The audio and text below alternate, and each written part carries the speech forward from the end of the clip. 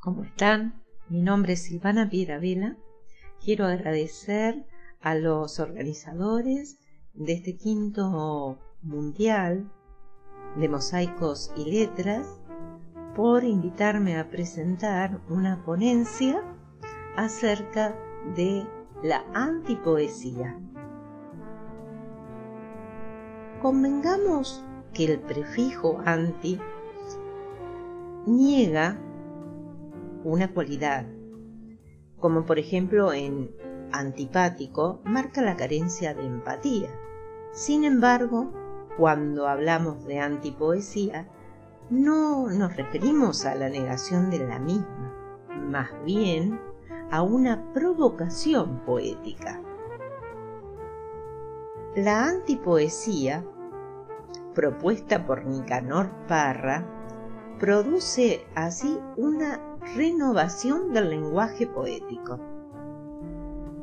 Ya en su juventud, este poeta de origen chileno y de apellido reconocido, en su juventud, Nicanor, tras el temprano fallecimiento de su padre, se educa en el internado del Nacional Barros Arana en Santiago de Chile.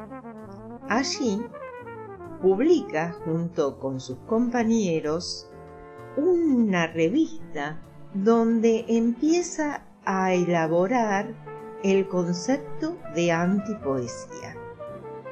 Luego invita a Violeta a sumarse a este lugar para completar los estudios, pero ella prefiere dedicarse a la música para contribuir a la economía familiar, ya que eran 9 hermanos y su madre estaba viuda. La mayoría de ellos se dedicaron al folclore.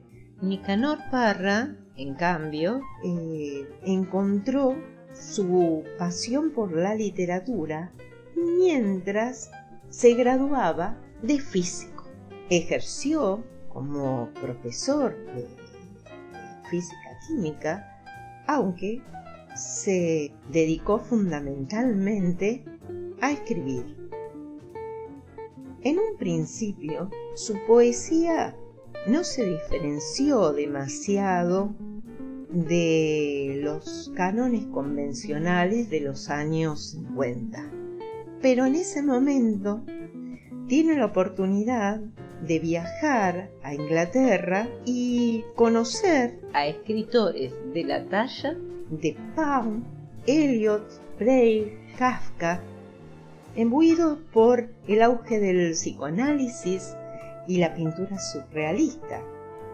Estas influencias se materializan cuando, en 1952, Parra regresa a Chile a fin de publicar su libro Poemas y Antipoemas.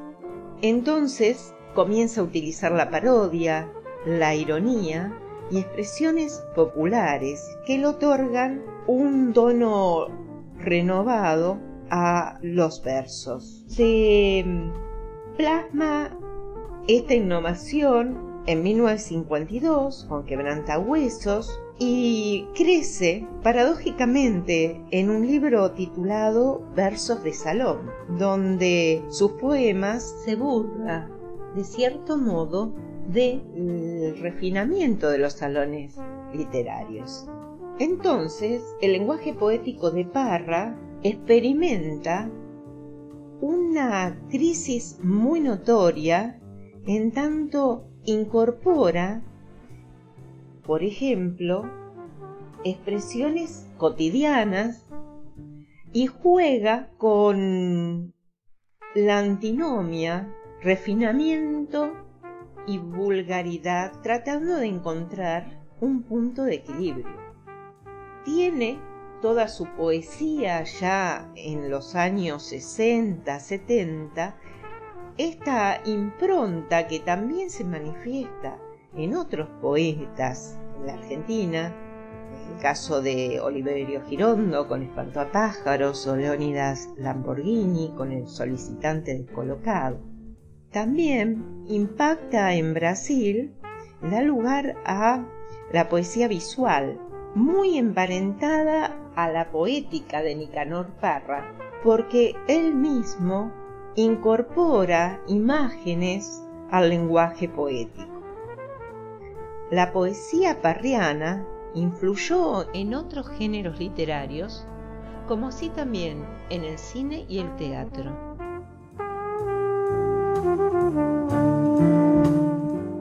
El antipoeta Nicanor Parra vivió 104 años, por lo tanto experimentó el auge de la tecnología y distintas estéticas que fueron imprimiendo esta diversidad, esta miscelánea y esta fragmentariedad que caracteriza a la poesía parriana, a la estética parriana, podríamos decir, o a su poética. Para dimensionar concretamente lo que publica ya con el título Antipoesía y luego propone con sus trabajos prácticos en 1972 a través de un formato que ya tampoco tiene que ver tanto con el libro, porque se trata de una caja que lleva por título Aglutinador Artefactos, a un conjunto de bandejas de cartón con frases poéticas, según la mirada de Parra, que condensan en muy pocas palabras un mensaje perturbador, con el cual intenta llamar a la reflexión al lector. Por ejemplo, dentro de una pantufla aparece una nota en la que se lee una parodia del mensaje bíblico. De esta manera, la poesía parriana tiene también una relación intertextual con los textos bíblicos y también con textos políticos. Como les decía, les propongo ver lo que entendemos por antipoesía parriana y antipoesía en términos generales en la literatura contemporánea. También a escuchar a Nicanor Parra definirse a sí mismo a través de un poema.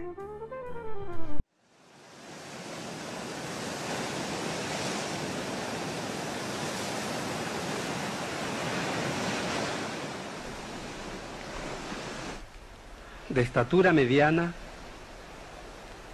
con una voz ni delgada ni gruesa, hijo mayor de profesor primario y de una modista de trastienda, flaco de nacimiento aunque devoto de la buena mesa, de mejillas escuálidas y de más bien abundantes orejas, con un rostro cuadrado en que los ojos se abren apenas y una nariz de boxeador mulato baja la boca de ídolo azteca. Todo esto bañado por una luz entre irónica y pérfida, ni muy listo ni tonto de remate, fui lo que fui, una mezcla de vinagre y de aceite de comer, un embutido de ángel y bestia.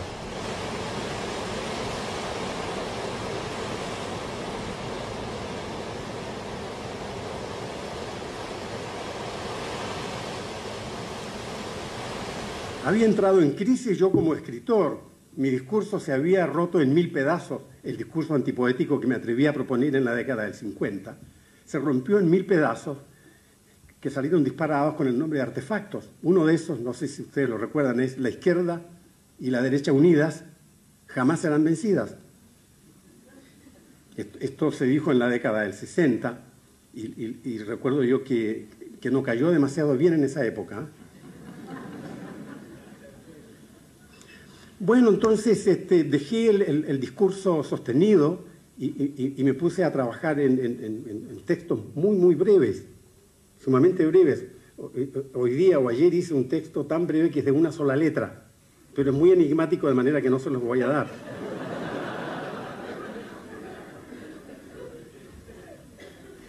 Otra alternativa posible para mí ha sido la siguiente: desplazarme hacia, en cierta forma, hacia las artes visuales.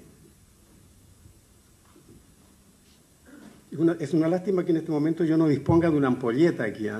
No sé si alguien me la podría proporcionar, una ampolleta, no importa que esté buena. Si está mala, cuánto mejor. Aquí está. Fenómeno.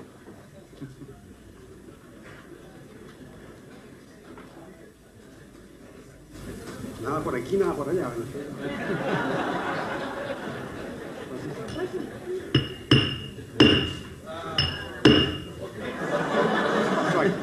Fracasamos, ¿eh? Ahí está el insecto de Edison.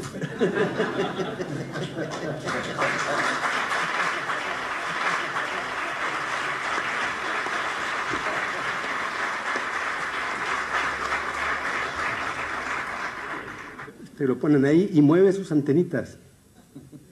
Esa es una posibilidad. Hay estos se llaman trabajos prácticos, ¿eh? Hay otro trabajo práctico que consiste simplemente en un tomate que yo clavo en una mesa, con un clavo tremendo así, y la tarjetita correspondiente dice naturaleza muerta. Bueno, así estoy tratando yo de sobrevivir en mi condición de poeta o de antipoeta o de lo que sea. Muchas gracias por su atención. Espero que haya sido de interés. Los invito a indagar qué hay al margen de la forma poética, o mejor dicho, cuál es la poesía que se abstiene de toda forma.